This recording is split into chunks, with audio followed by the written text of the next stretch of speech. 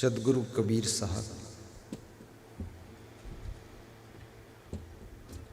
से किसी भक्त ने प्रश्न पूछा है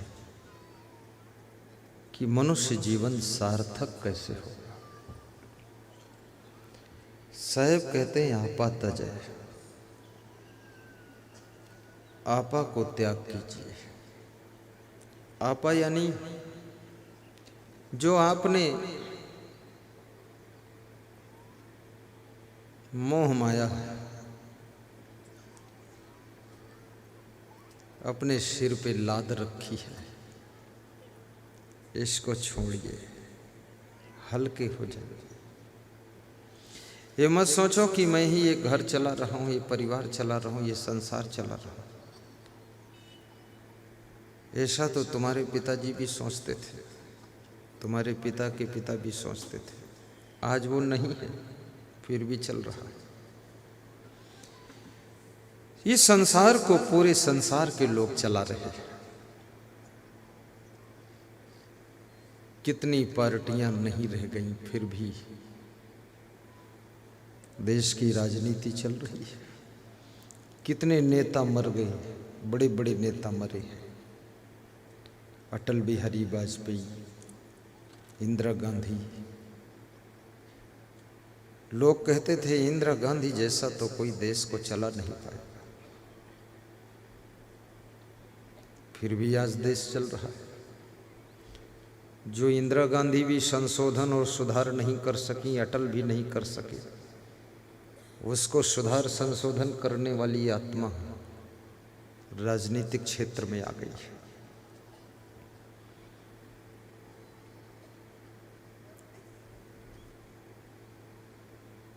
सरोवर में एक कमल का फूल खिलता है, उसके मुरझाने से पहले दूसरा खिलने लग जाता है। उससे सूखने से पहले तीसरा भी कोपल बनकर आ जाता है, और वो सूखे उससे पहले सरोवर में 50 फूल और खिल जाते हैं।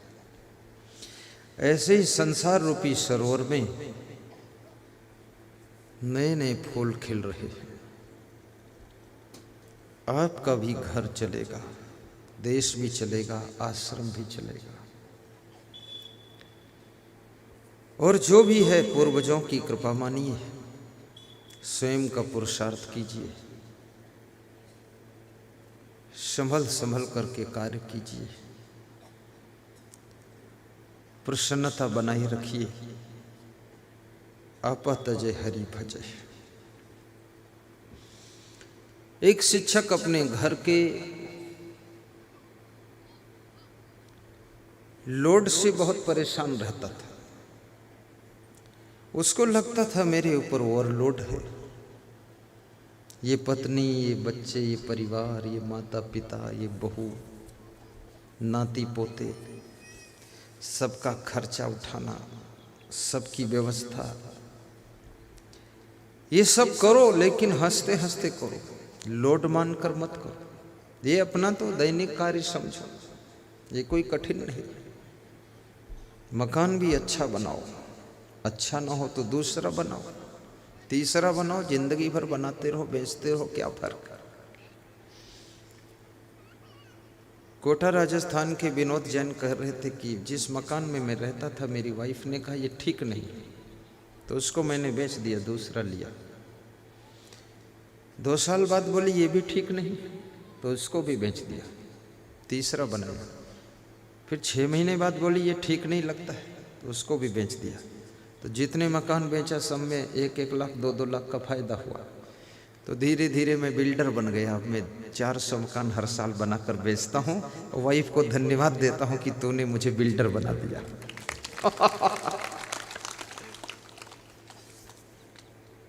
खूब अच्छे अच्छे मकान बनाइए, और अच्छा न लगे तो बेच भी दीजिए।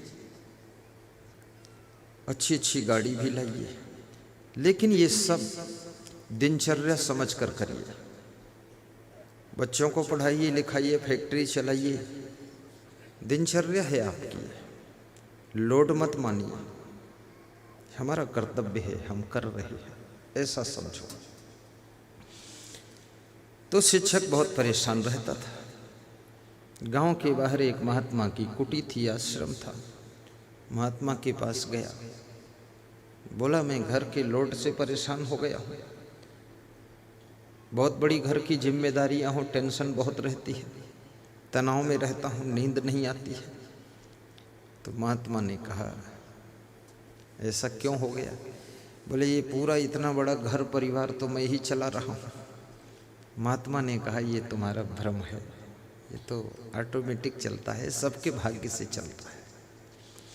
तुम्हारे घर में यदि कुछ हो रहा है, अच्छा हो रहा है, उसमें भी कई लोगों का भाग्य शामिल है, कई लोगों के कर्म शामिल है।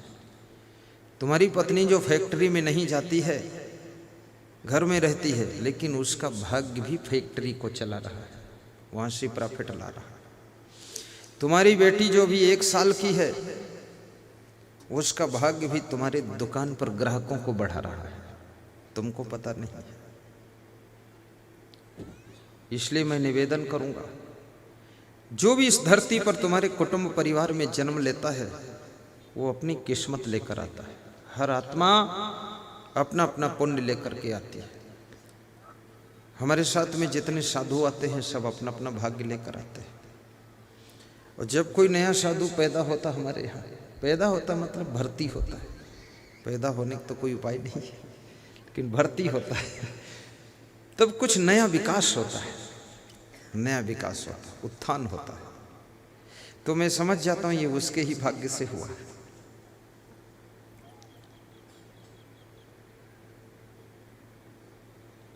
तो महात्मा ने कहा कि तुम शिक्षक महोदय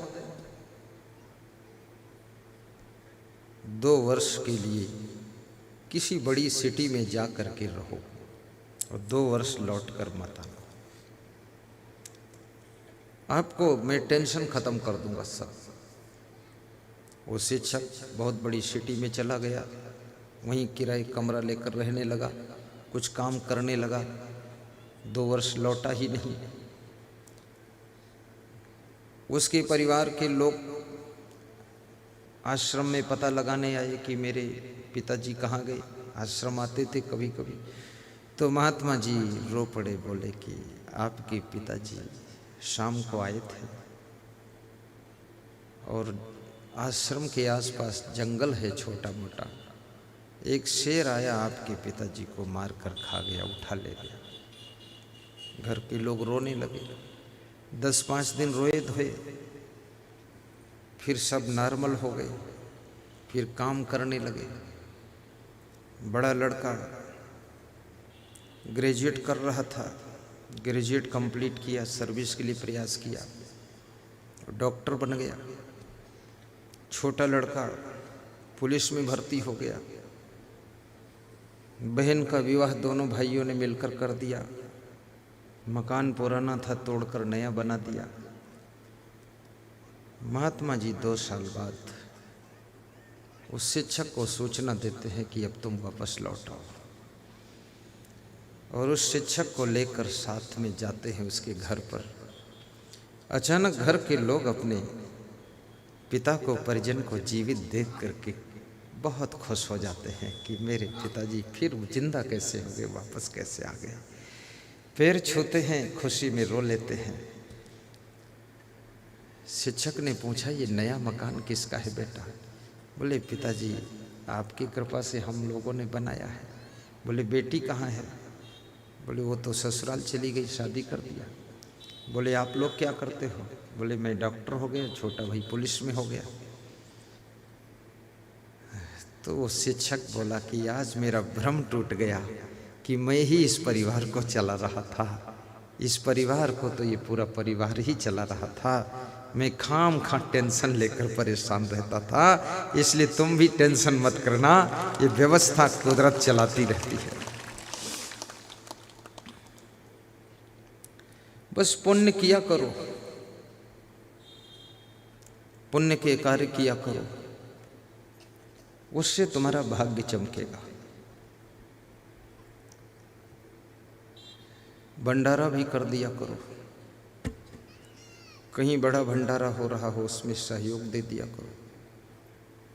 भोजन परोसने से भी पुण्य बढ़ता है, जल पिलाने से भी पुण्य बढ़ता है, मेहमान की सेवा करने से भी पुण्य बढ़ता है, गुरु का दर्शन करने से बहुत बड़ा पुण्य बढ़ता है, गुरुदेव का प्रवचन सुनने से तो महापुण्य होता है, और प्रवचन कराने से तो समुद्र जैसा पुण्य प्राप्त होता है, बहुत पुण्य होता है।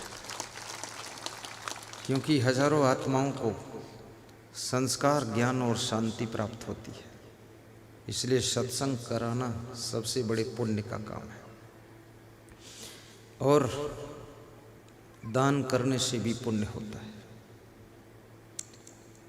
दारू पीने से पुण्य घट जाता है, अच्छी बातें सोचने से भी पुण्य होता है, स्वप्न में दान करने से भी पुण्य होता है। कितने लोग स्वप्न में भी दान करते हैं, स्वप्न में दर्शन करते हैं, स्वप्न में प्रवचन सुनते हैं, स्वप्न में भंडारा करते हैं, और स्वप्न में गुरु के पास जाते हैं, और स्वप्न में फल फ्रूट भेंट करते हैं। खर्चा तो एक पैसा नहीं होता है, लेकिन पुण्य बहुत हो जाता है। स्वप्न का भी फल